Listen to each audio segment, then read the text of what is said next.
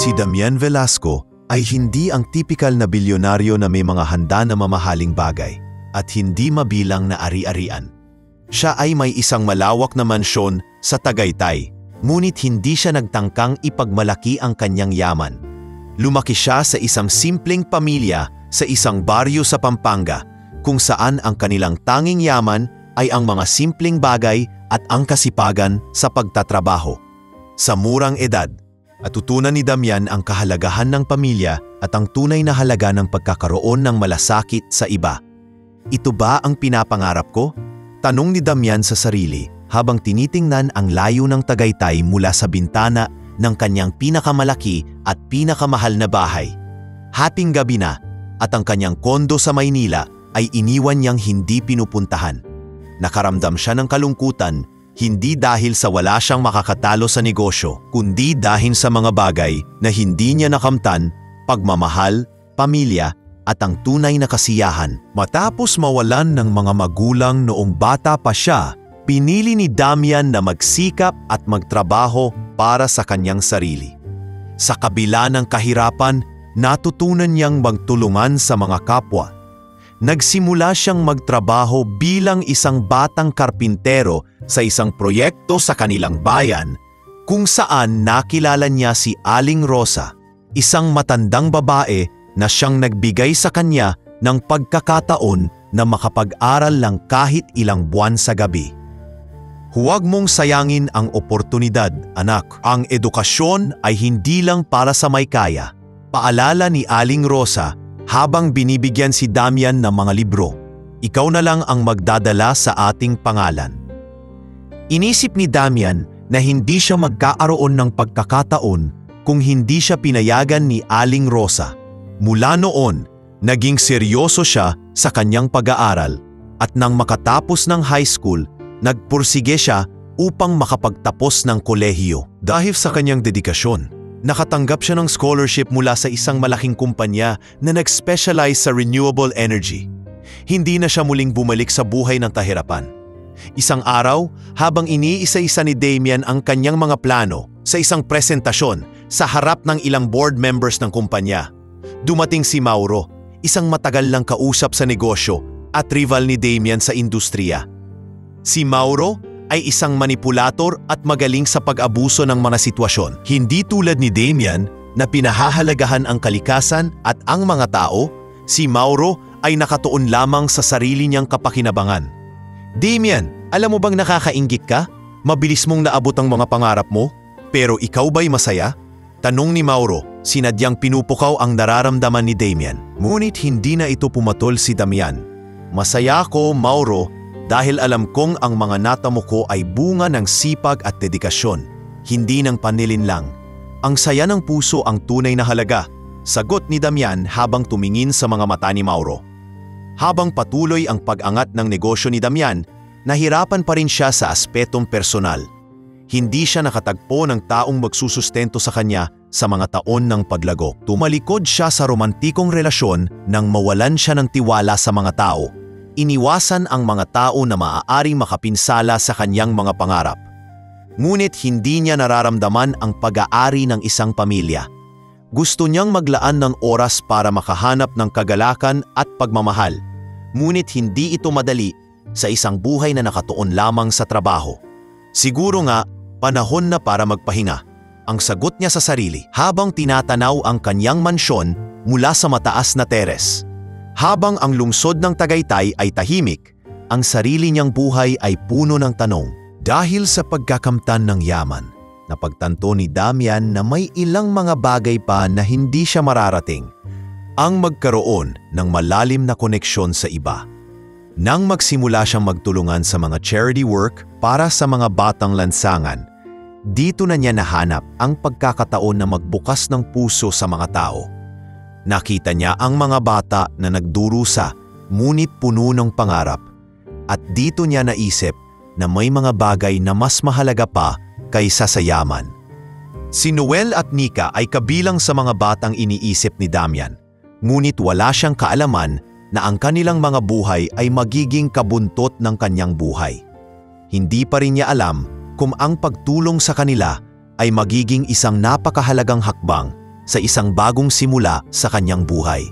Habang ang Tagaytay ay patuloy na pinapalakas ang hangin mula sa bundok at ang mga ilaw ng lungsod ay kumikislap sa gabi, sa kalsada ng Cubao ay may dalawang batang naglalakad, bitin sa pangarap at walang direksyon. Si Noel at Nika ay magka-4 na taong magkapatid. Ngunit sa kabila ng kanilang murang edad, dumaan na sila sa matinding hirap. Si Noel, ang panganay, ay may hitsura ng isang batang matigas ang loob. Ang mga mata niyang madalas nakatingin sa lupa ay naglalaman ng malalim na mga tanong at pagmumuni. Ang maliit na katawan ni Nika, sa kabila ng pagiging mas bata, ay puno ng tapang at kabaitan. Ang dalawa ay natutulog sa ilalim ng isang tulay sa Cubao at tuwing umaga ay maghahanap ng mga bagay na pwedeng itinda o gawing pangkain.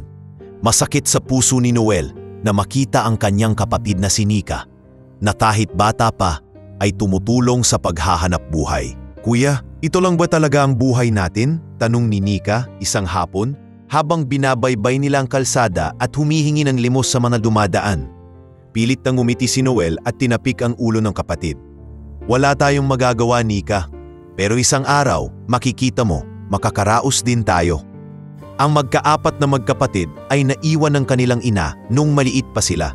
Ang kanilang ama, isang karpintero, ay pumanaw sa isang aksidente sa konstruksyon.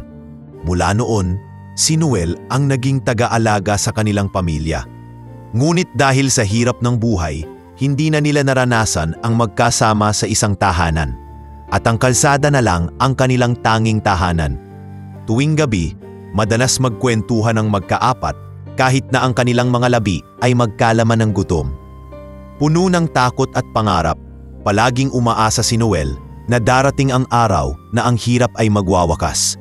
Ngunit ang kalupitan ng buhay ay hindi pa rin natatapos.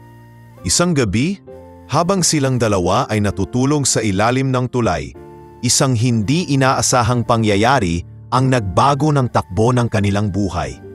Isang malaking sasakyan ang huminto sa kanilang harapan at bumaba ang isang lalaki na may maayos na kasuotan at malinis na muka. Dala-dala niya ang isang malaking bag na puno ng mga gamit. Si Damian Velasco, na nakarinig ng mga bata, ay napansin sila habang naglalakad siya papuntang tindahan. Tanong ni Damian. Ang mata niya ay may malasakit sa mga batang tila hindi malaman ang gagawin sa buhay. "Si Noel po at si Nika, wala po kaming matutuluyan," sagot ni Noel. Nanginginig ang boses habang tinitingnan si Damian. May takot sa kanyang mata, hindi malaman kung magtitiwala siya sa isang estranghero. Hindi agad sumagot si Damian. Tinutok niya ang kanyang mga mata sa kanilang kalagayan. Nakita niya ang kanilang pananabik at paghihirap sa kanilang mga mata. Sa kabila ng lahat, hindi siya pwedeng magpatalo sa kanilang sinapit. May gumugol na oras na wala na siyang magawa kundi magbigay. "Bakit hindi kayong pumunta sa Tagaytay?" tanong ni Damian. "May bahay ako doon. Bakit hindi niyo subukan doon magtulungan?" Bago pa makapagsalita si Noel, iniabot na ni Damian ang kanyang business card kay Noel. "Pag may kailangan kayo, tumawag lang." Hindi matanggap ni Noel ang alok. Ngunit habang umiwas ang takot at nag-iisip ng mga posibilidad, napansin niya ang mukha ni Damian na puno ng kabutihang loob.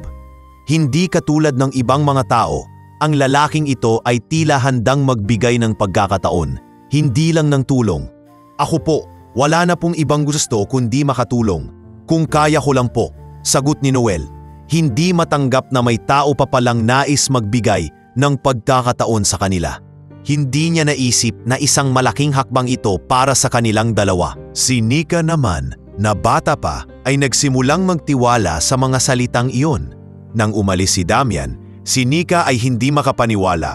Tumingin siya kay Noel na tilang natagpuan ang kanilang tanging parasa. Sumunod na araw, nagdesisyon si Noel na sundan si Damian.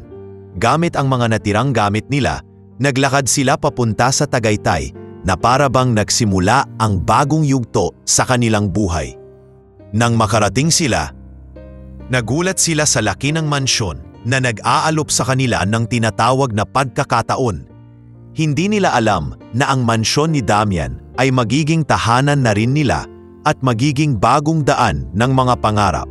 Sa mga susunod na araw, pinayagan ni Damian sina Noel at Nika na magtulungan sa paligid ng mansyon, magtanim, maglinis at mag-alaga ng mga halaman sa paligid. Si Noel ay nahirapang umangkop sa sistema ng buhay ni Damian. Ngunit napansin niyang may magkaibang mundo silang pinagmulan. "Kuya, may malaking pagkakaiba pala ang buhay dito kaysa sa kalsada," sabi ni Nika habang tinutulungan si Noel na magtanim ng mga gulay. "Pero masaya ako na narito tayo at hindi na tayo magugutom." Ngunit hindi nila alam, may mas malalim pang plano ang buhay na magpapakita sa kanila ng tunay na halaga ng pagkakaroon ng isang pamilya, pati na rin ang mga taong handang magtiwala at mag-alaga ng walang kapalit. Dahil sa naging mabait na pag-aalaga ni Damian sa magkapatid, hindi lang sila nagkaroon ng mas maayos na buhay, kundi natutunan nilang magtiwala at magsimula ulit. Ipinagpatuloy ni Noel ang pag-aaral at si Nika naman ay nagsimulang mangarap na makapag-aral sa isang magandang paaralan. Ngunit sa kabila ng lahat ng magagandang nangyari, may mga hamon pa ring dumating sa kanilang buhay. Isang araw, pagkatapos ng isang linggong mahabang paggawa sa mansyon, bumalik si Damian mula sa isang business trip. Habang binabaybay niya ang daan papunta sa kanyang mansyon, isang pakiramdam na hindi niya maipaliwanan ang nagsimulang mag-ukit sa kanyang puso. Habang pinagmamasdan niya ang malaparaisong hardin at mga gulay na itinanim ng magkapatid, naisip niyang ito na ang hinahanap niyang tunay na kasiyahan. Pagpasok ng kotse sa gate ng mansion, nakita niyang may kakaibang nangyayari. Ang mga magkaapat ay abala sa pagtulong kay Aling Ilde, ang kanilang housekeeper, sa paglilinis ng likod na hardin. Hindi pa man nakakalapit, narinig na ni Damian ang magkasunod na tawanan ni Noel at Nika mula sa kanilang garden area. "Bakit ang saya nila?" tanong ni Damian sa sarili. Pumarkang huminto ang kanyang kotse at sabay na lumabas ng sasakyan si Damian. Nakita niyang hawak ni Noel ang isang lumang libro, habang ang kanyang mukha ay may kagalakan. Si Nika naman ay nakaupo sa ilalim ng puno, abala sa pagpipinta ng mga bulaklak na may matinding imahinasyon. "Anong nangyari, Noel?" tanong ni Damian habang ngumiti siya at nilapitan ang magkapatid. "Noong isang linggo po, Kuya D, nagkaroon kami ng chance na mag-aral ng mga simpleng bagay tungkol sa kalikasan at kung paano magtanim ng gulay mula kay Aling Tilde. Tinutulungan po namin siya," sagot ni Noel. Ang mga mata nito ay kumikislap sa kaligayahan. Napansin ni Damian na may malaking pagkakaiba sa magkapatid mula nang dumating sila sa mansyon. Si Noel, na dati ay puno ng pasanin at takot sa buhay, ay mas puno na ng pag-asa. Samantalang si Nika, na dati isang batang hindi alam kung paano mag-imbak ng malalim na pag-iisip, ay nagsimula ng magpakita ng kakayahan sa mamasining. "Tama ka, Noel," sabi ni Damian habang lumapit siya sa kanyang office table at nagsimulang magbukas ng ilang papeles.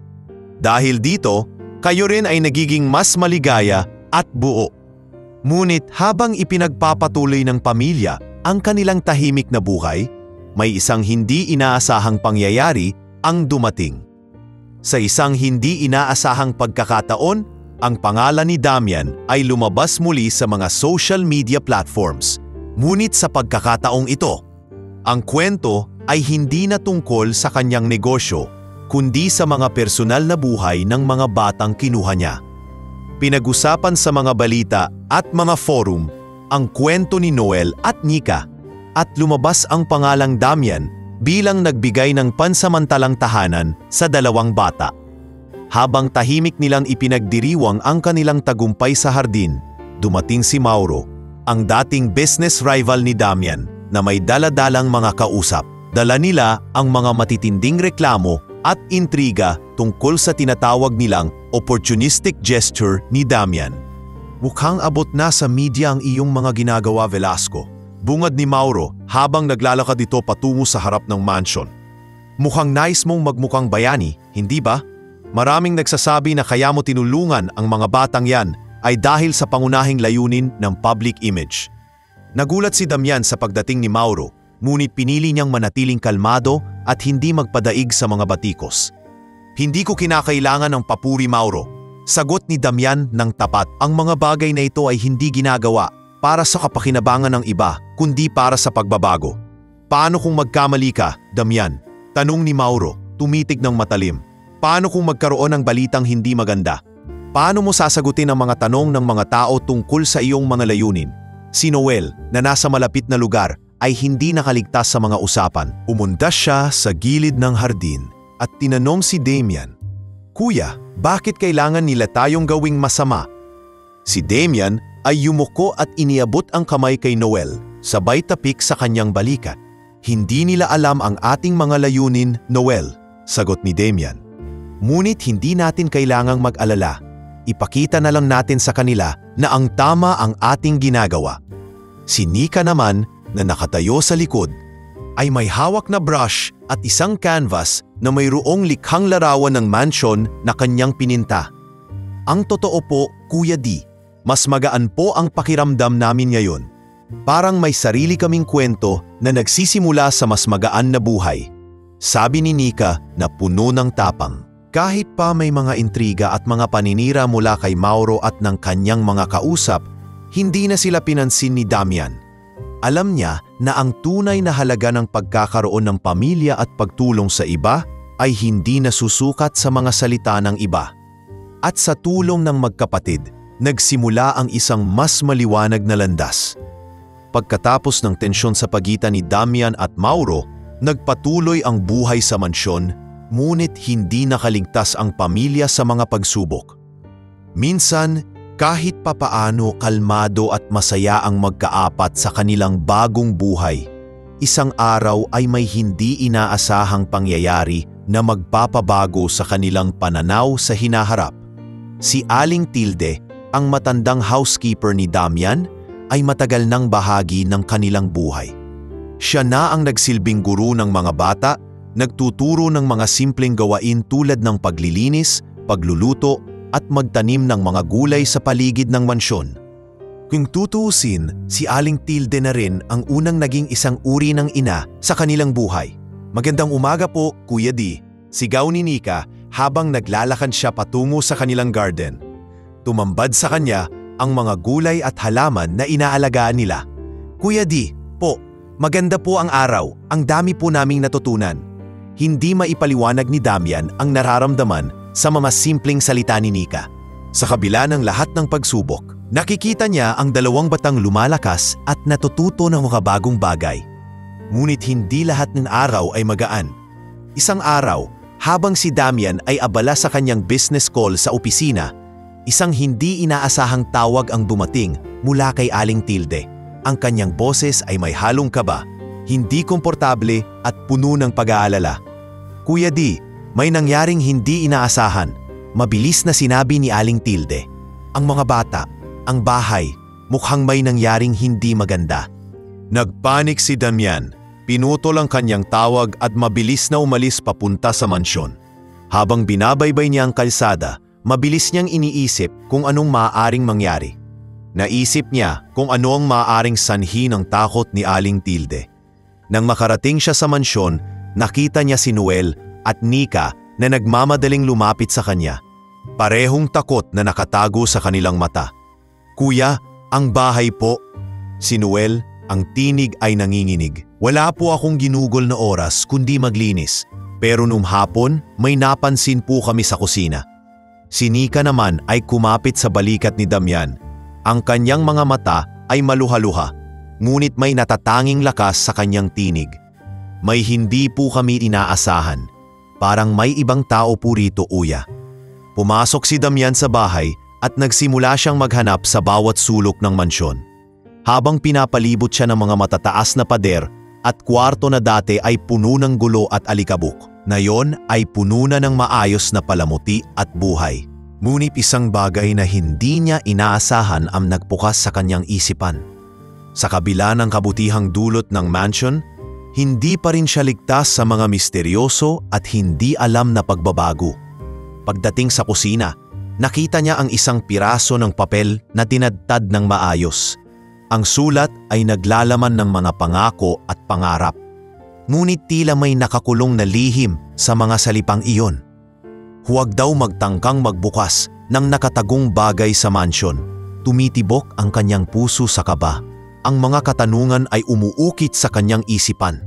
Na dati ay isang simbolo ng seguridad, ay ngayoy nagiging isang lugar na puno ng takot at tanong. Anong klasing sulat ito? Tanong ni Damian ng mas malakas, habang tiningnan niya ang papel na iniwan. Nagmamadali siyang nagtanong kay Aling Tilde kung siya ang nag-iwan ng sulat.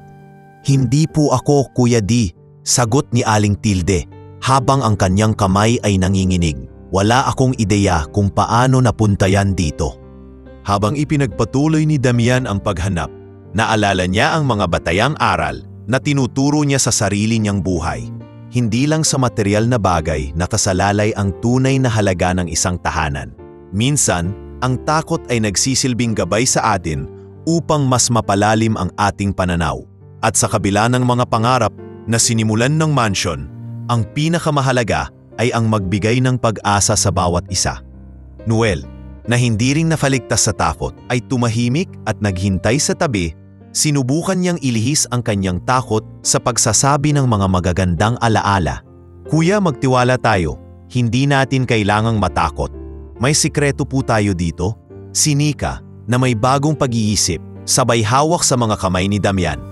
Ang bahay na ito po, hindi lang sa atin. May pagkakaroon po tayong lahat ng pagkakataon sa buhay. Ang mga salita ni Nika ay nagpataas ng loob ni Damian. Natutunan niya na hindi siya dapat magpadala sa takot, kundi maging matatag sa harap ng mga hindi inaasahang pagsubok. Isang takot na pinapalakas ang samahan ng pamilya. Dahil sa mga kaganapan sa mansion, nagdesisyon si Damian na umalis muna ng ilang linggo upang magkaisip at magplano ng mga susunod na hakbang. Ang mga pagbabago sa mansion at sa buhay ng mga bata ay hindi na iwasang magdulot ng takot at pangungulila. Ang takot na hindi kayang ipaliwanag, ang mga sulat na nagbigay ng mga hindi pagkakaintindihan, at ang mga hindi inaasahang bisita. Lahat ng iyon ay nagpatibay ng pangarap ni Damian na maghanap ng kapayapaan, hindi lang para sa kanyang negosyo, kundi pati na rin sa buhay ng mga batang kanyang tinulungan. Habang siya ay nasa isang business trip sa Cebu, isang hindi inaasahang tawag ang dumating mula kay Aling Tilde, ang kanilang matandang housekeeper. Si Aling Tilde, na palaging kalmado, ay nanggaling sa isang takot na nararamdaman. Sa kanyang boses, may bakas ng kaba at panghihinayang. Kuya D, gusto ko pong makausap kayo ng personal. May nangyari po na hindi ko kayang ipaliwanag. Hindi maiwasan ni Damian na makaramdam ng takot.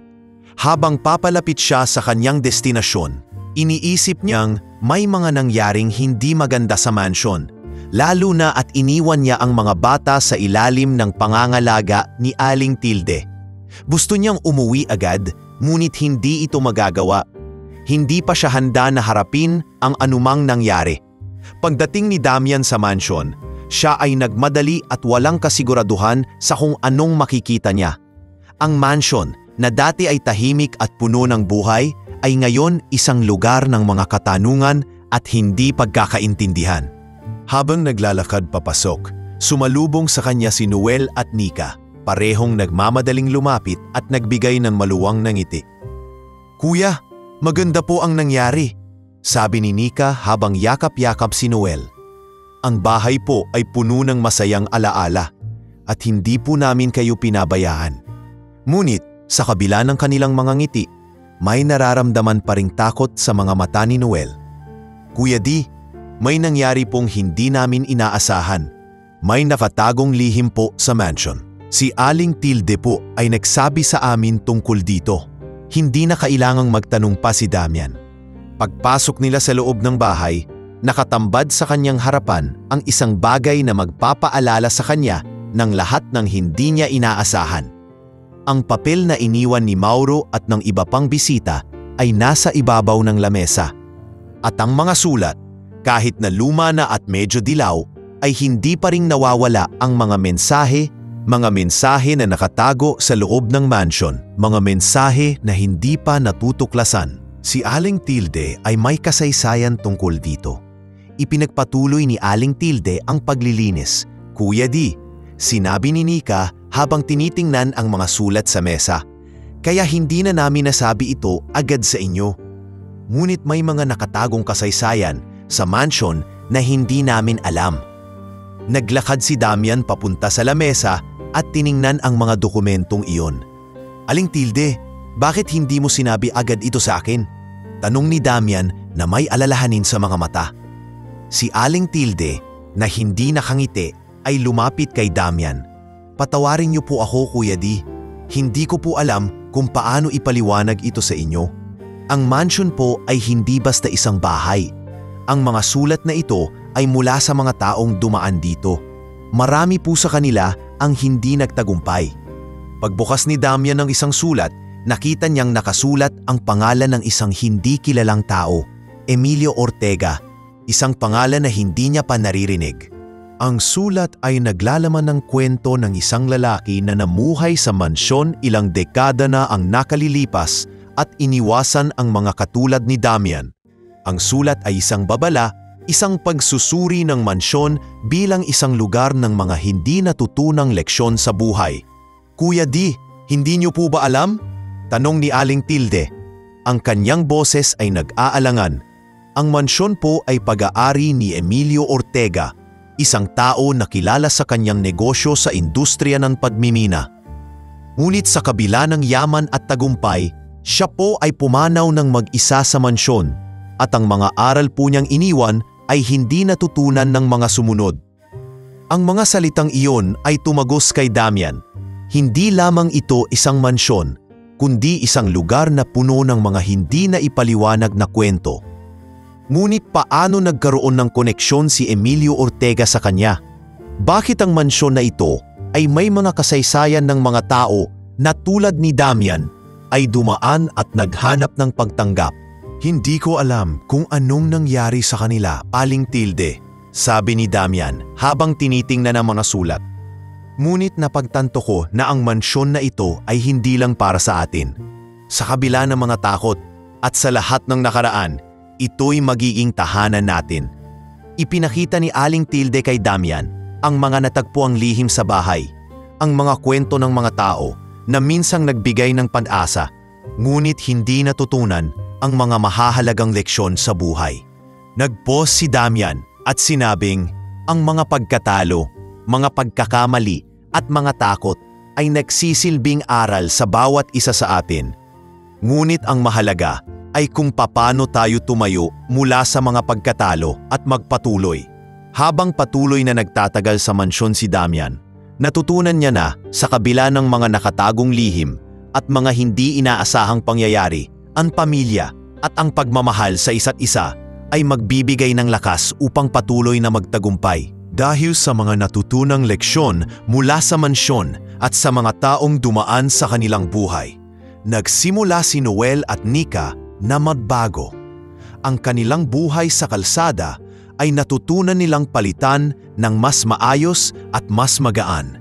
Sa tulong ni Damian, nagsimula silang mag-aral at magtulungan upang mapabuti ang kanilang buhay. Isang araw, habang nag-aayos si Noel ng kanyang mga gamit para sa kanyang proyekto sa school, tinanong siya ni Damian habang naglalakad sa garden. Paano ka na, Noel? Ano na ang mga plano mo sa hinaharap? Tanong ni Damian habang ang kanyang mata ay may kabunpot na malalim na katanungan. Hindi agad nakasagot si Noel. Ang mga tanong ni Damian ay hindi tulad ng tanong ng ibang tao. Ang mga tanong na iyon ay nagmumula sa isang tao na nais siyang matulungan at walang iba pang hangarin kundi ang magkaroon ng magandang kinabukasan ang mga bata. Kuya D, nagsimula si Noel. Gusto ko po sanang maging engineer. Nais ko pong matutunan ang mga bagay na hindi ko alam noong nasa kalsada pa kami. Tinitigan ni Damian si Noel at isang ngiti ang sumik sa kanyang muka. Kaya mo yan, Noel. Kung magtutulungan tayo, walang imposible. Ang mamasalita ni Damian ay nagsilbing gabay kay Noel. Para kay Nika na mas bata at mas matamis ang ngiti, natutunan niyang huwag matakot magtangkang mag-aral ng mga bagay na hindi pa niya natutuklasan. Habang nag-aaral si Noel sa mga advanced subjects, si Nika naman ay nagsimulang mag-aral ng art. pinipili niyang ipinta ang mga natutunan at nakita sa kanyang paligid, mula sa kalikasan hanggang sa mga alaala ng kanyang buhay sa kalsada. Isang araw, habang nagsusulat si Nika sa isang maliit na kwaderno na puno ng mga sketch ng mga bulaklak at tanawin, tinanong siya ni Damian, "Nika, ano ang mga pangarap mo sa buhay?" Si Nika, na medyo nahihiya sa mga oras na ito, ay nagtakip ng mukha. Ngunit naramdaman ni Damian na may malalim na pangarap sa likod ng ngiti ni Nika. "Gusto ko po sanang maging isang artist, Kuya D." Sagot ni Nika habang nakatingin sa mga nilikha niyang pintura. "Gusto ko pong magbukas ng exhibit at ipakita sa lahat ang ganda ng mundo sa mata po." Nakangiti si Damian. "Magandang pangarap, Nika. Makakaya mo yan." Ang mga simpleng salita ni Damian ay nagsilbing lakas sa magkapatid upang magsikap at pagbutihin ang kanilang mga pag-aaral at mga pangarap. Bawat araw ay nagsisilbing hakbang patungo sa kanilang mga pangarap na unti-unting nagiging mas malinaw at mas makulay. Si Noel, na naging matagumpay sa kanyang mga asignatura sa school, ay nakatanggap ng scholarship mula sa isang kilalang unibersidad sa Manila. Ang scholarship na iyon ay nagbigay ng bagong pag-asa kay Noel. Ang mga araw ng pag-aalala tungkol sa mga bayarin at kinabukasan ay napalitan ng pag-asa at kaligayahan. Isang araw, habang sila ay nagdidiriwang ng kanyang scholarship sa bahay, sinabi ni Noel kay Damian, "Kuya D, hindi ko po alam kung anong mangyayari sa akin kung hindi niyo po kami tinulungan." Niyakap ni Damian si Noel. "Walang anuman, Noel. Pinili ko kayo dahil nakita ko sa inyo ang potensyal na magtagumpay. Ito na ang inyong pagkakataon." Ngunit hindi lang si Noel ang tumanggap ng oportunidad. Si Nika, sa kanyang murang edad, ay nagsimula ng magpinta at nakipag-ugnayan sa mga lokal na gallery sa Tagaytay.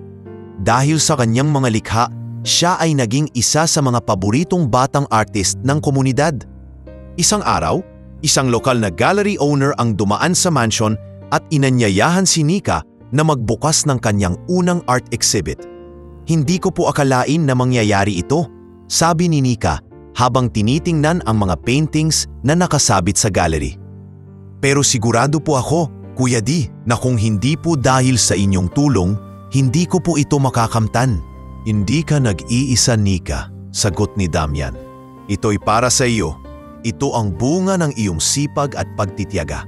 Mabilis na lumipas ang mga taon at ang mansyon na dating tanging tahanan ni Damian ay naging isang sentro ng mga pangarap at tagumpay.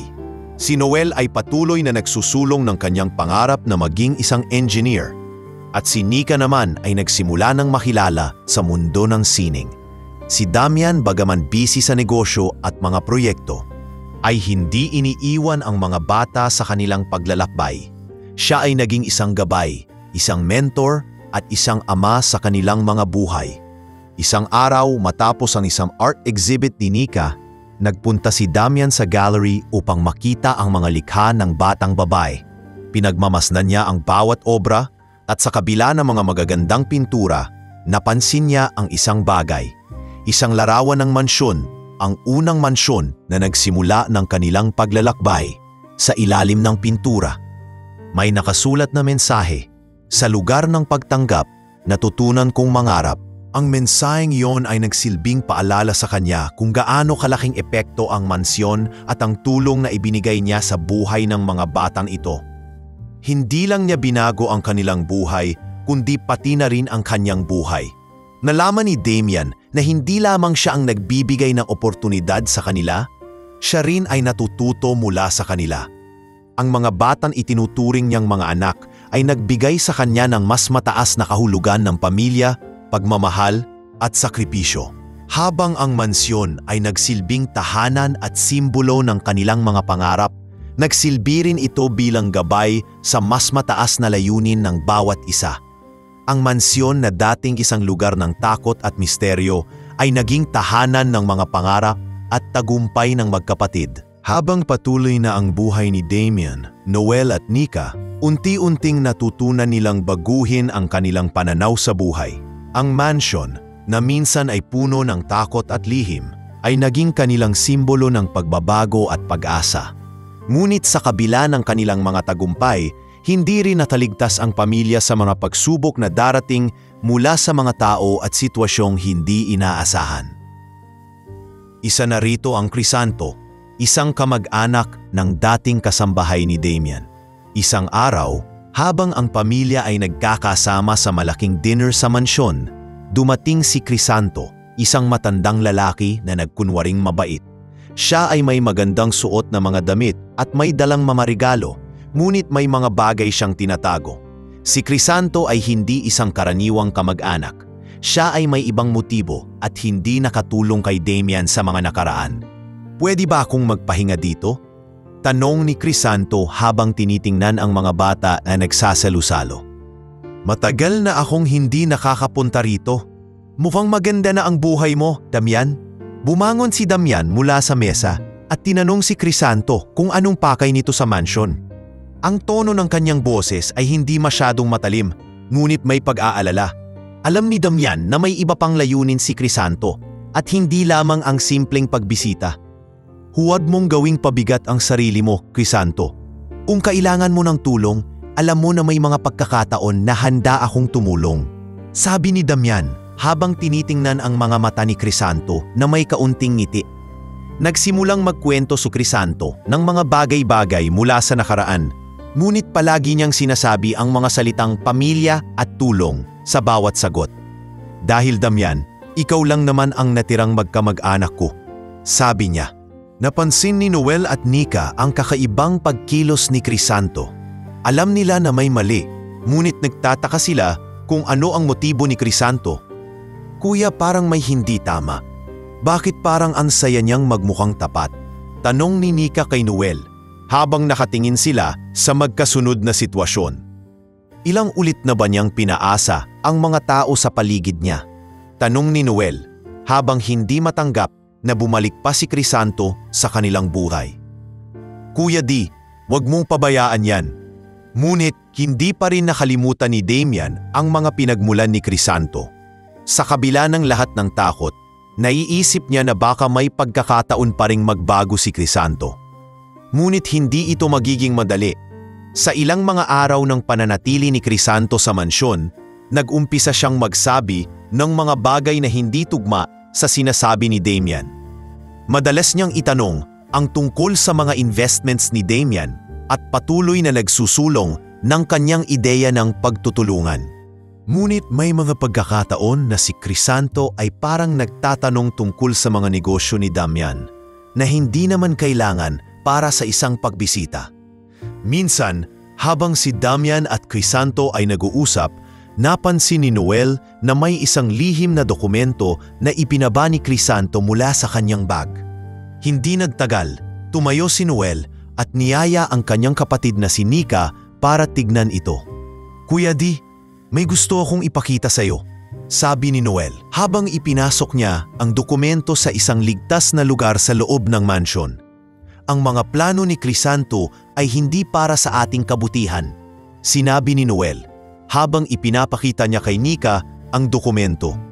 Ang mga dokumentong iyon ay may kinalaman sa isang lihim na kasunduan sa negosyo na hindi ipinagbigay alam kay Damian. "Alam ko na, Noel, hindi ko na siya tiwala," sabi ni Nika. Ang kanyang mga mata ay puno ng galit. "Minsan, kasi may mga tao talagang hindi mo matutulungan."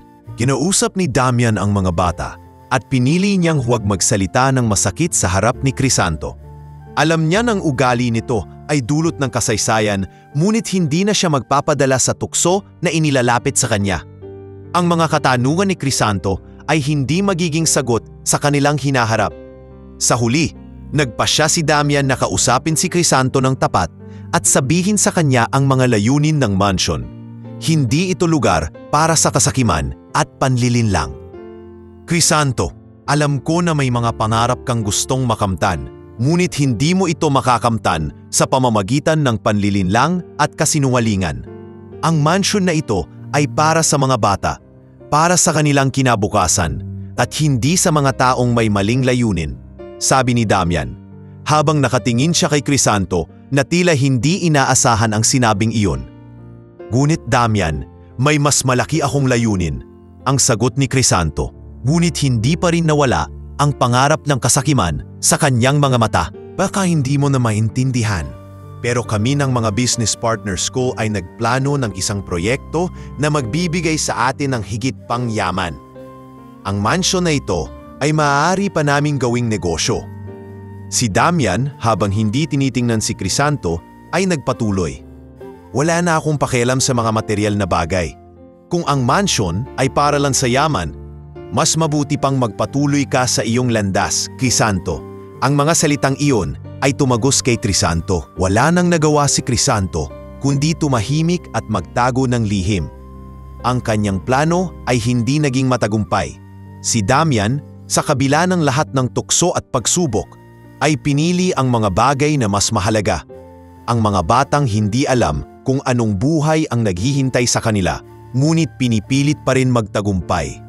Habang patuloy ang paglago ng buhay ni Noel at Nika sa mansion, nagsimula silang mag-adjust sa kanilang bagong buhay sa labas ng kalsada.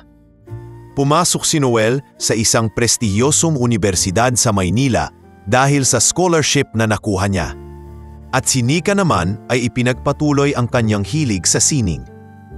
Ang kanilang mga buhay ay puno ng pag-asa at pangarap, ngunit gaya ng lahat ng bagay, hindi pa rin sila ligtas sa mga pagsubok, lalo na sa mga hamon ng mga bagong kaibigan at kalaban. Sa universidad, hindi agad nakapasok si Noel sa isang komunidad na magpapakita sa kanya ng tunay na pagkakaisa. Sa mga unang linggo ng klase, siya ay nakaranas ng panunokso mula sa ilang mga estudyante. Isa na rito si Mauro, ang anak ng isang prominenteng negosyante na hindi nakaligtas sa mata ng mga tao. Habang tahimik at masipag sa kanyang mga aralin, madalas siyang tinutukso ni Mauro. "Hey, look who's here! The savior of the poor!" Tawang pangungunoy ni Mauro sa isang pagkakataon habang iniiwasan ang silya ng ibang mga estudyante at piniling umupo sa tabi ni Noel. "Akala ko ba't ikaw yung batang inampon ng bilyonaryo? Hindi ba't para lang yan sa publicity?" Ang mga salitang ito ay isang hakbang para kay Noel upang magpatuloy at magpakita ng tapang sa kabila ng mga pagsubok. Sa unang pagkakataon, pinili ni Noel na hindi makipag-away kay Mauro. Pinili niyang magpatuloy sa kanyang pag-aaral ng tahimik at hindi magpadala sa mga panlalait. "Hindi ko po kailangan ng iyong opinyon," sagot ni Noel ng mahinahon habang nakatingin kay Mauro. Hindi na alintana ang mga panlalait nito. Sa kabila ng mga hindi inaasahang pangyayari, nakilala ni Noel si Sarah, isang matalino at mabait na estudyante na agad naging kaibigan ni Noel. Si Sarah ay isang estudyante na may malasakit sa mga tao at hindi katulad ng mga hindi magandang nagmamasid. "Kaya mo yan, Noel. Hindi mo na kailangan pang magpaliwanag sa kanila. Ipakita mo na lang ang tunay mong halaga," sinabi ni Sarah nang makita niyang nagiging abala na sa mga aralin si Noel. Si Nika, sa kabilang banda, ay nagpatuloy sa kanyang passion sa art at siya ay nakilala sa isang maliit na gallery sa Tagaytay. Sa mga art workshops na dinaluhan niya, natutunan niyang hindi lang basta painting ang mahalaga, kundi pati na rin ang pagpapahayag ng nararamdaman at mga karanasan sa buhay. Isang araw, si Nika ay nakatanggap ng imbitasyon mula sa isang lokal na gallery na magsagawa ng isang solo exhibit ng kanyang mga likha. Ang imbitasyon ay nagbigay sa kanya ng pagkakataon na ipakita ang mga paintings na sumasalamin sa buhay niya at ng kanyang pamilya. Ngunit hindi ito naging madali dahil nakaharap siya sa mga bagong hamon. Ang ilang mga tao ay hindi natuwa sa kanyang trabaho at may mga hindi naniniwala sa kanyang kakayahan. Isa na rito si Rafael, isang batang kolektor ng art na kilala sa kanyang pamumuna. "Art?" tanong ni Rafael nang makita ang ilang paintings ni Nika sa exhibit. "Kung ang ibig mong sabihin ay mga litrato ng mga bagay na puno ng lungkot at kalungkutan, okay lang siguro. Pero kung seryoso kang maging artist, kailangan mo matutunan kung paano gumuhit ng mga bagay na may halaga." Nasaktan si Nika sa mga salita ni Rafael. Para sa kanya, ang sining ay hindi lang basta paghuhusga ng ibang tao. Ito ay isang paraan upang ipahayag ang kanyang nararamdaman at mga pangarap. Tinignan niya si Damian, ang kanyang mentor, at natutunan niyang walang halaga ang mga panlalait kung ito ay wala sa lugar.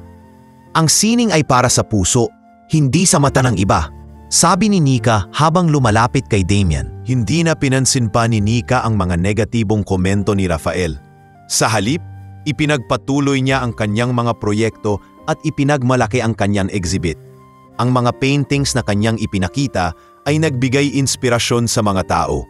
At kahit na may ilang hindi nagustuhan, siya ay natuwa sa pagtingin ng mga tao sa kanyang mga likha. Kuya D, sabi ni Nika habang nagpapakita ng mga bagong pintura. Nagpapasalamat po ako dahil po sa inyo. Natutunan ko po kung paano ipaglaban ang aking mga pangarap. Hindi ko na po kayang balikan ang mga araw ng takot. Si Noel naman, sa tulong ni Sarah, ay patuloy na nagpapakita ng tapang at lakas. Isang araw, nagsimula siyang magturo ng mga simpleng kasanayan sa mga batang lansangan. Tinulungan ni Noel ang mga bata na matutong magsulat at magbasa.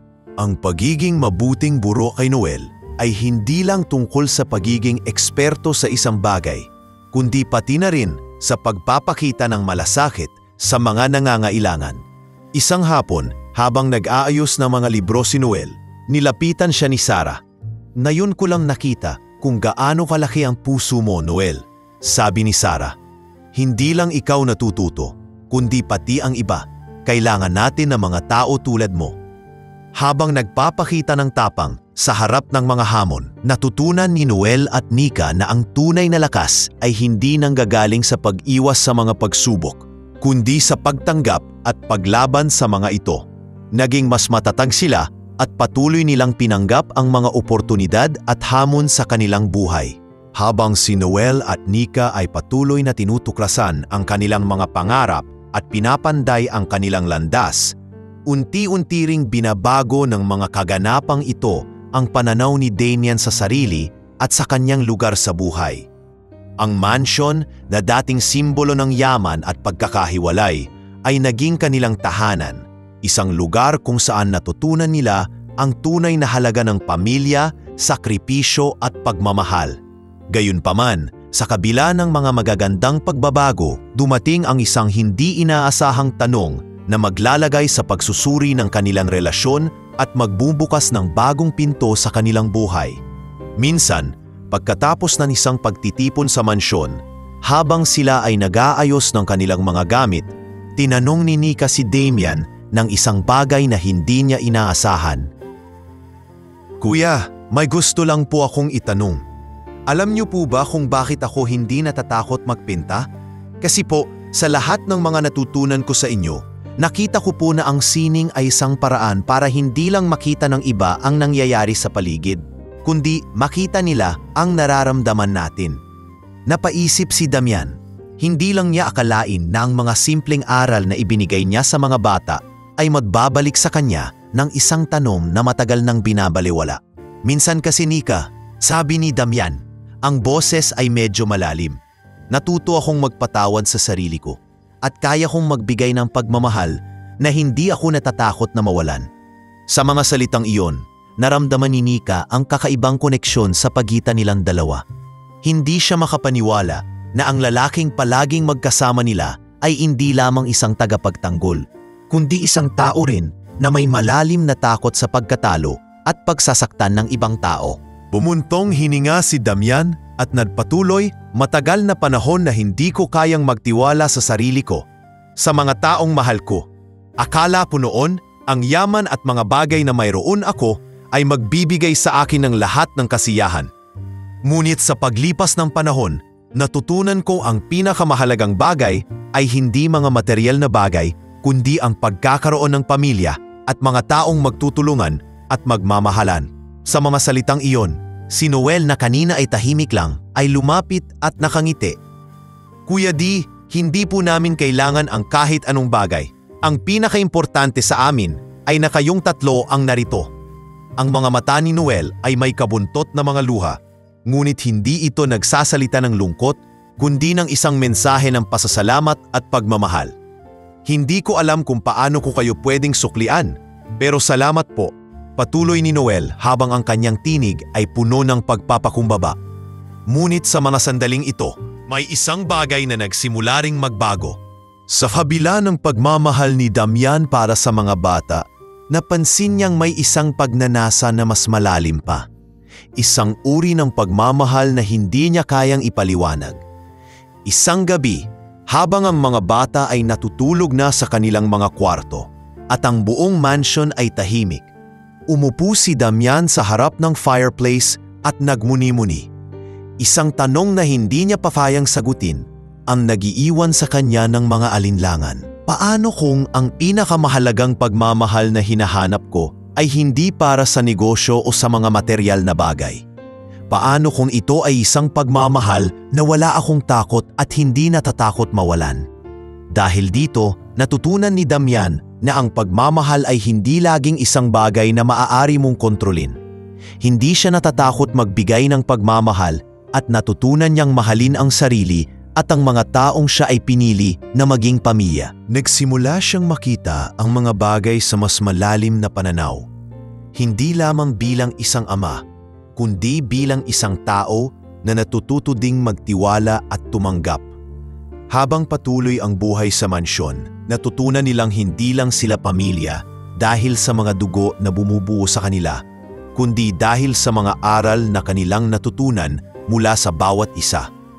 Ipinagpatuloy nila ang kanilang paglalakbay at pagsasama at nagsimulang makaramdam si Damian ng pagbabago sa kanyang sarili. Isang pagbabago na hindi siya natatakot na tanggapin. Isang araw, habang sila ay naglalakad sa hardin, nagkwentuhan sila ni Nika tungkol sa mga plano sa hinaharap. "Kuya, balak ko pong magbukas ng school para sa mga batang katulad natin," sabi ni Nika na puno ng kasigasigan.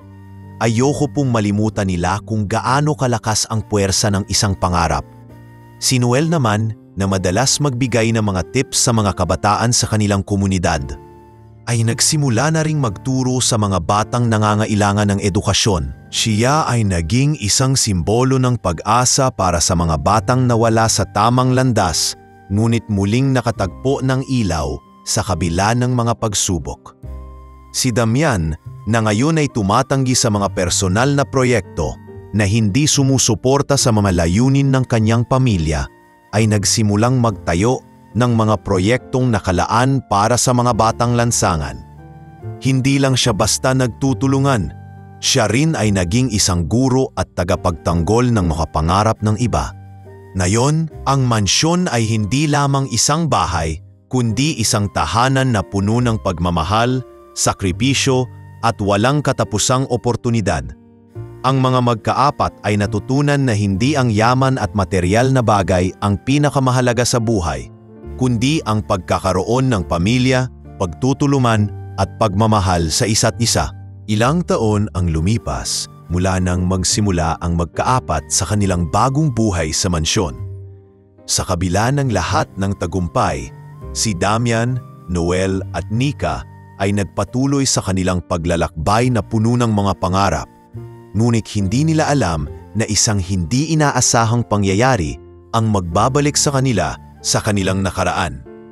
Isang hapon, habang ang magkaapat ay nag-uusap tungkol sa kanilang mga plano sa hinaharap sa sala ng mansyon, dumating ang isang tao na magpapabago sa takbo ng kanilang buhay. Dumating si Corazon, ang ina ni Noel at Nika, isang babae na matagal nang nawala at iniwan ang kanyang mga anak. Matapos mawala sa buhay ng mga bata, muling nagbalik si Corazon upang humingi ng pagkakataon at patawad. Hindi inaasahan ni Noel at Nika na muling makikita ang kanilang ina at hindi nila alam kung paano haharapin ang mga hindi inaasahang damdamin na muling magbabalik sa kanilang puso. Habang papalapit si Corazon sa bahay, nagdulot ito ng kalituhan at tensyon. Hindi sigurado si Noel kung dapat ba niyang yakapin ang kanyang ina o magpatuloy na lamang sa bagong buhay na kanilang binuo sa mansyon. Si Nika naman, bagaman bata pa, ay nahirapan ding tanggapin ang biglaang pagbalik ng ina. "Ma, ikaw ba talaga yan?" tanong ni Nika. Ang mga mata ay punong-puno ng kalituhan. "Bakit po kayo umalis?" Ang boses ni Corazon ay puno ng paghingi ng tawad at ang kanyang mga mata ay naglalaman ng mga luha. "Pasensya na, anak. Hindi ko alam kung anong nangyari sa akin noon. Sobrang sakit sa akin na iniwan ko kayo. Pero gusto ko sanang magbalik at humingi ng tawad. Nagulat si Noel sa narinig na salita ng ina. Para bang muling nabuhay ang sakit na matagal nang itinagong mga alaala.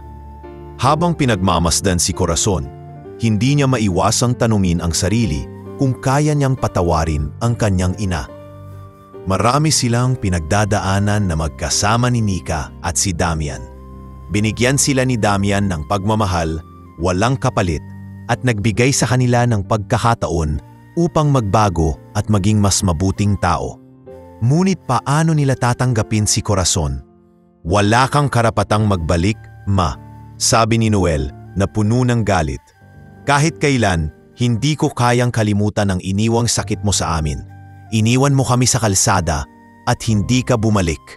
Si Nika, na hindi pa masyadong nakakaintindi sa ganitong mga sitwasyon, ay hindi rin nakaligtas sa emosyon na ipinapakita ni Noel. Tumingin siya kay Damian, naghahanap ng gabay. Hindi niya alam kung paano haharapin ang ina. Si Damian naman, na tahimik lang, ay lumapit sa magkaapat at nagsimulang magsalita. Huwag natin gawing magulo ang lahat, sabi ni Damian. Ang tinig niya ay puno ng pangunawa. Alam kong mahirap ito para sa inyo at nararamdaman ko ang sakit. Pero si Corazon ay iyong ina. Ang pagpapatawad ay hindi palaging madali, pero ito ang pagkakataon nyo upang magsimula ulit. Si Corazon ay lumapit kay Noel at Nika. Ang mga mata niya ay puno ng pangako at pagnanasa na magbago. Hindi ko kayang baguhin ang mga nakaraan, pero sana magbigay kayo ng pagkakataon sa akin upang itama ang aking mga pagkakamali. Huwag na po sana ninyong itapon ang lahat. Sa kabila ng mga salita ng ina, naramdaman ni Noel ang isang matinding laban sa kanyang puso. Hindi niya alam kung paano magsimula, ngunit ang katotohanan ay nandyan. Si Corazon, ang kanyang ina, ay nagbalik. Si Damian bilang ama na hindi nila itinuring na ganap na ama, ay nagbigay sa kanila ng pagkakataon upang magpasya kung anong klaseng buhay ang nais nilang ipagpatuloy. Ma, hindi ko pa sigurado kung kaya ko pang magpatawan sa'yo, sabi ni Noel, ang tinig ay puno ng kabuntot na takot. Binigyan mo kami ng sakit, pero hindi ko alam, siguro darating din ang panahon na magpapatawad ako. Si Nika, na mas bata pa at mas tapat sa kanyang nararamdaman, ay tumingin kay Damian bago siya nagsalita. Kuya D, gusto ko po sana ng mga sagot. Pero gusto ko rin po na magtulungan tayo bilang pamilya. Bumuntong hininga si Damian at tiningnan si Corazon. Ang lahat ng nangyari sa nakaraan ay nagbigay sa kanya ng pagkakataon upang matutunan na may mga pagkakataon na hindi mo kontrolado ang mga pangyayari. Ngunit kontrolado mo pa rin ang kung paano ka maghihilom. Si Damian, bagaman hindi nakaranas ng sakit na ipinagdaanan ng mga bata, ay nakaranas ng sariling laban at pakikibaka. Siya ay natutong magpatawan sa sarili at magbigay ng pagkakataon sa mga taong may malasakit. Hindi lang dahil sa mga pagkakamali, kundi dahil sa mga hakbang patungo sa pagbabago.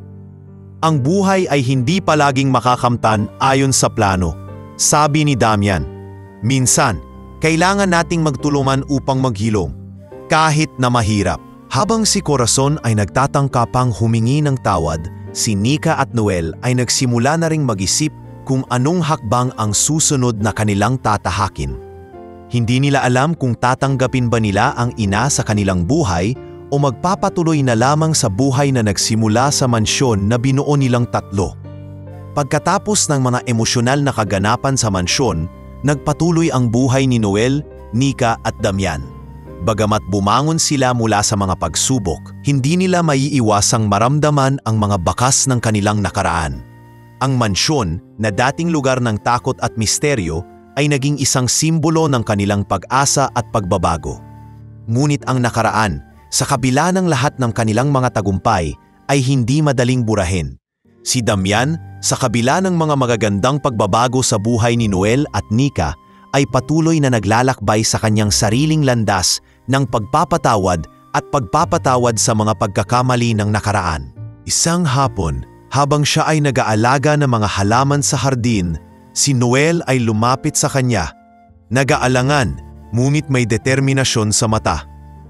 Kuya D, gusto ko sanang magpasalamat sa lahat ng ginawa mo sa amin.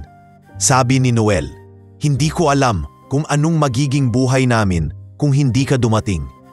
Pero gusto ko lang sanang itanong, ano po ba ang tunay na ibig sabihin ng pamilya?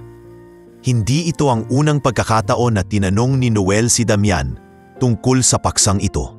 Ngunit sa pagkakataong ito, may mas malalim na kahulugan ang tanong.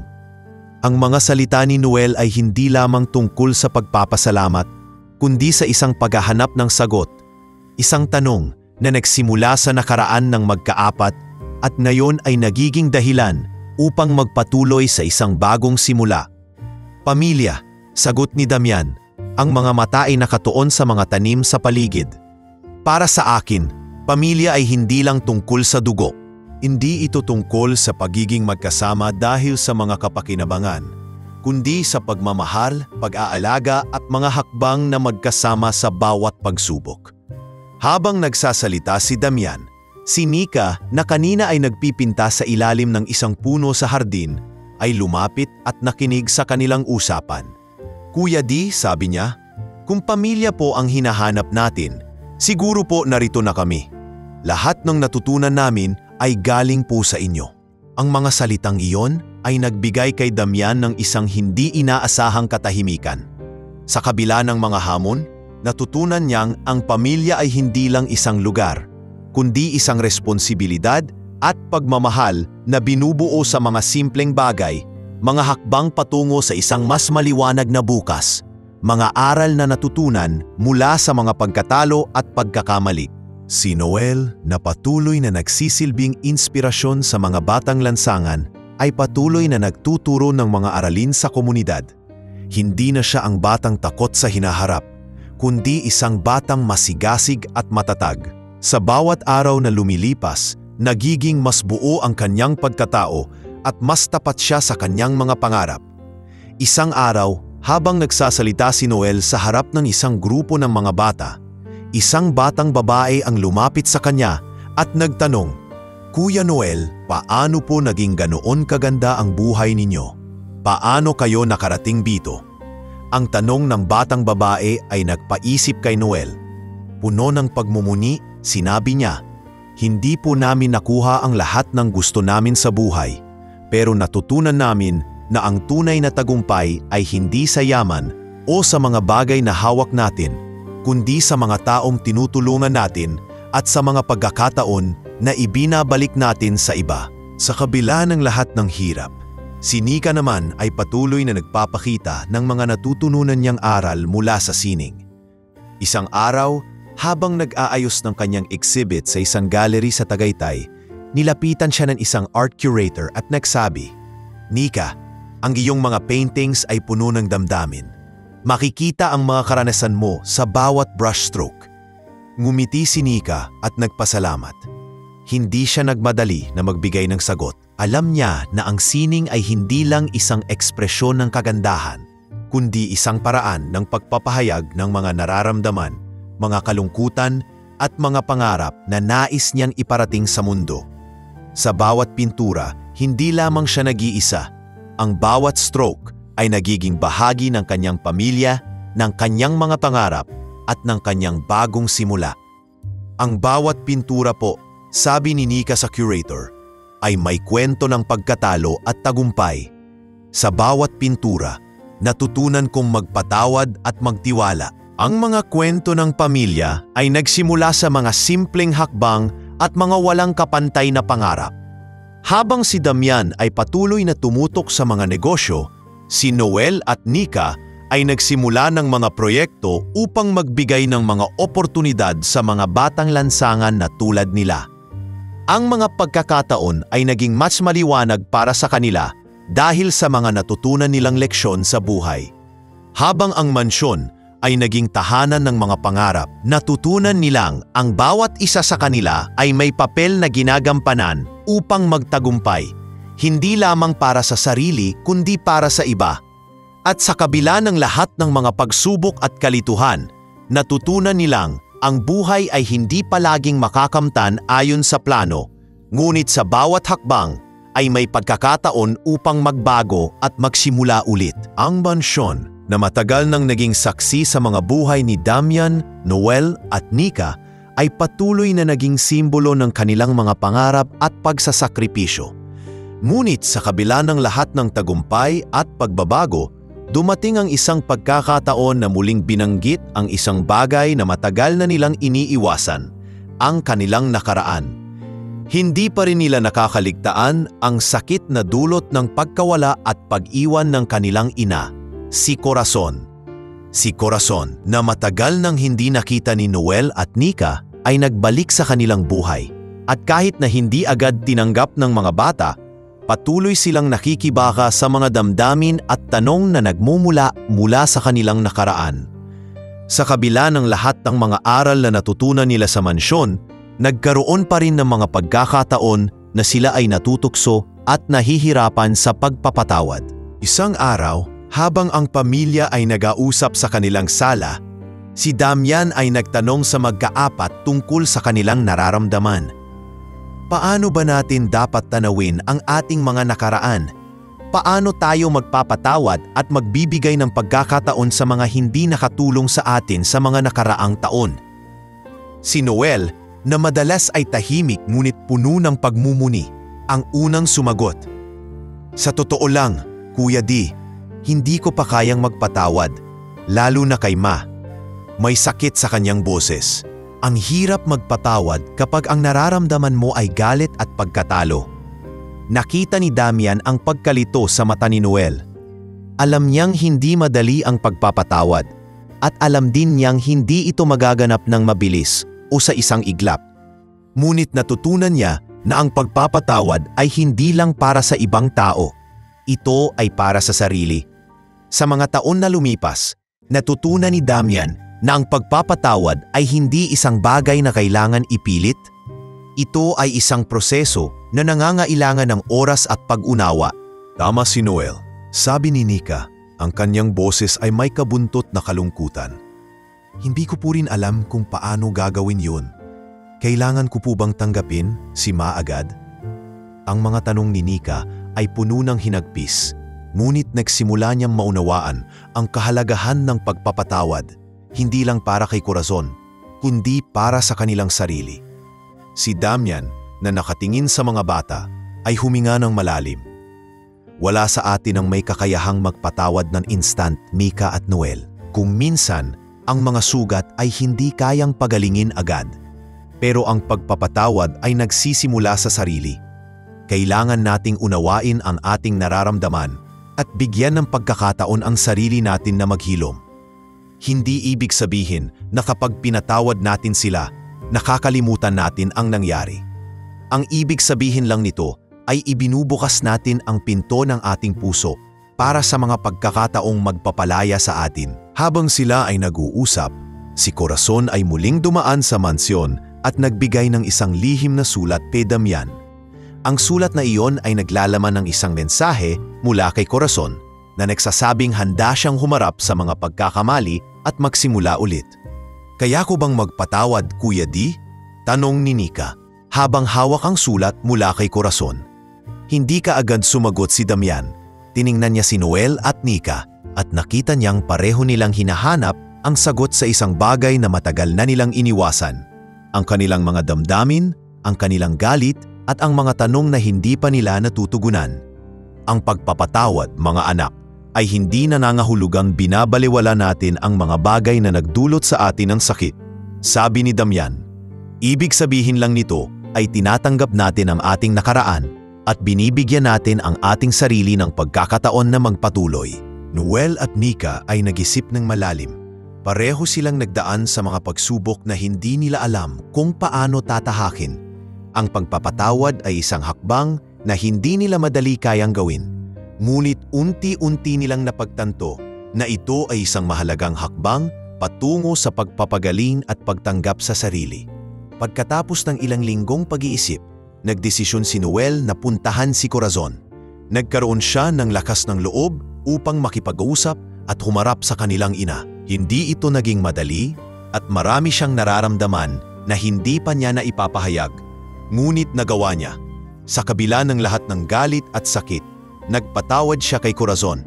Hindi ibig sabihin na hindi pa siya nasaktan, kundi tinanggap niya ang mga pagkakamali at nagbigay siya ng pagkakataon para sa isang bagong simula. Sa gabing iyon, habang magkasama si Damian, Noel at Nika sa harap ng fireplace, nagsimula silang mag-usap. Kuya D, sabi ni Nika, sana po magkakaroon pa kami ng pagkakataon na ipakita sa ang mga bagay na natutunan namin mula sa inyo. Ngumiti si Damian at nagpunas ng kanyang mga mata. Wala nang huli, Nika. Ang mahalaga ay ang mga hakbang na ginawa natin ngayon. Patawarin natin ang ating sarili at magpatuloy sa buhay na puno ng pag-ibig at pag-unawa. Ang mga taon ng pagsubok, sakripisyo at pagtutulungan ay nagbunga ng mga magagandang bagay para kay Damian, Noel at Nika. Mula sa isang mansion na puno ng takot at lihim, naging isang lugar ito ng pagmamahal, pangarap at pag-unawa. Ang kanilang mga buhay ay muling binuo sa pag-aaral, pagtulong sa ibang tao at pagpapaunlad ng kanilang mga sarili at ng kanilang komunidad. Ngunit sa kabila ng lahat ng tagumpay, hindi pa rin nila nakakaligtaan ang mga hamon na dumaan at may mga bagay na kailangan nilang ipagpatuloy. Isang araw, pagkatapos ng isang matagumpay na proyekto na isinagawa ni Noel para sa isang programa para sa mga batang lansangan, umupo si Damian sa kanyang study sa mansyon at nagsimulang magmuni-muni. Habang ang mansyon ay puno ng saya at galak dahil sa mga nagdaang tagumpay, naramdaman ni Damian na may mga bagay na hindi pa niya nagagawa.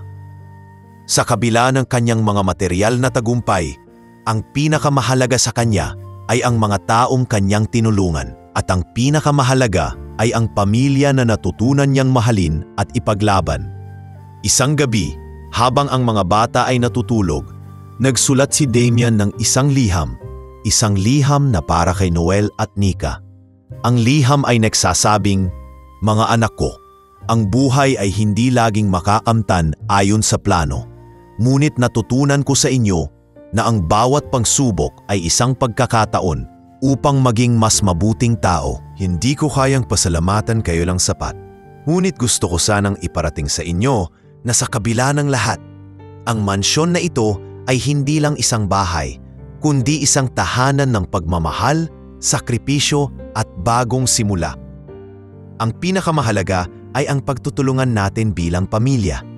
Hindi ko kayang ipagmalaki ang sarili ko, kundi ang nakamit ko sa tulong ninyo. Hindi ko na kayang gawing mag-isa ang lahat ng ito. Salamat sa bawat hakbang na ginawa ninyo sa tabi ko.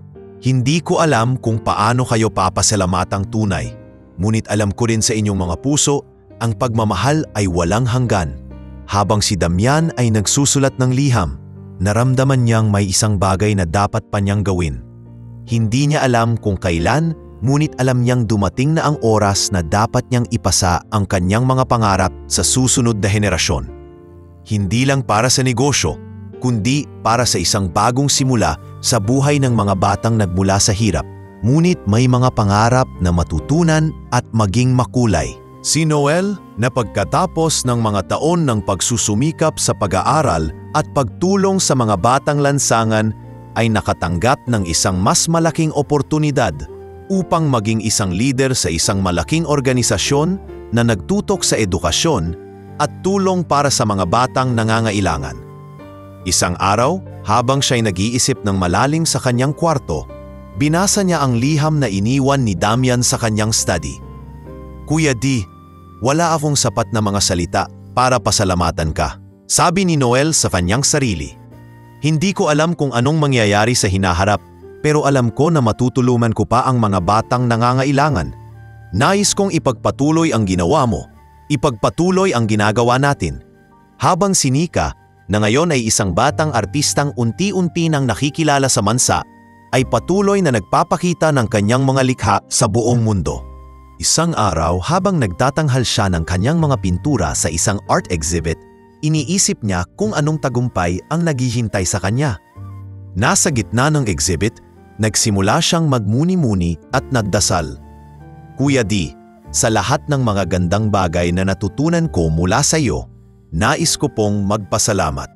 Ang lahat ng ito ay hindi para sa akin lang.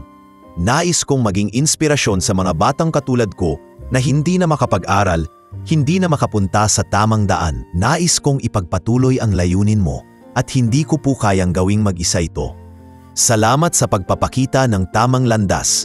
Ang mga salitang iyon ay nagpapaalala kay Nika kung gaano siyang nagpapasalamat sa pagkakataon na maging bahagi ng isang pamilya na puno ng pagmamahal at mga pangarap. Isang araw, habang si Damian ay naglalakad sa hardin, si Noel at Nika ay lumapit sa kanya, parehong may hawak na mga sulat at mga pangarap na nagsusumigaw ng pagmamahal at pasasalamat. Kuya D, may bagay kaming nais iparating, sabi ni Noel habang binabaybay ang kanilang mga hakbang patungo kay Damian. Kami po ni Nika ay magpapatuloy ng mga pangarap na itinaguyod mo sa amin. Ang mansyon na ito hindi lang purisang bahay. Ang mansyon na ito po ay simbolo ng mga pangarap at bagong simula. Si Nika ay sumunod. Magiging inspirasyon po kami sa mga batang katulad namin at patuloy po namong ipaglalaban ang mga layunin na itinaguyod ninyo. Salamat po Kuya D sa lahat ng inyong ginawa para sa amin. Si Damian na hindi napayang magsalita sa sobrang kaligayahan ay tumingin sa kanilang mga mata at nagsabi, "Wala kayong kailangan gawin mga anak. Ang pinakamahalaga ay makita ko kayong nagsisilbing liwanag sa mundo. Itagpatuloy ninyo ang mga aral na itinuro ko sa inyo at magpakita ng pagmamahal sa iba." Habang tumitigil sa hardin, si Damian ay tumingin sa kanyang mansyon at sa mga magkasunod na taon ng buhay ng kanyang pamilya. Natutunan niyang ang tunay na kahulugan ng pagmamahal at pamilya ay hindi sa material na bagay, kundi sa mga simpleng hakbang na magkasama nilang tinatahak, mga pangarap na unti-unting nagiging totoo. Ang pinakamahalaga ay kung paano natin tinutulungan ang isa't isa, hindi lang sa salita kundi sa mga aksyon. Sabi ni Damian, ang tinig ay puno ng pagmamalaki. Ito ang pinakamagandang regalong maipapamana ko sa inyo.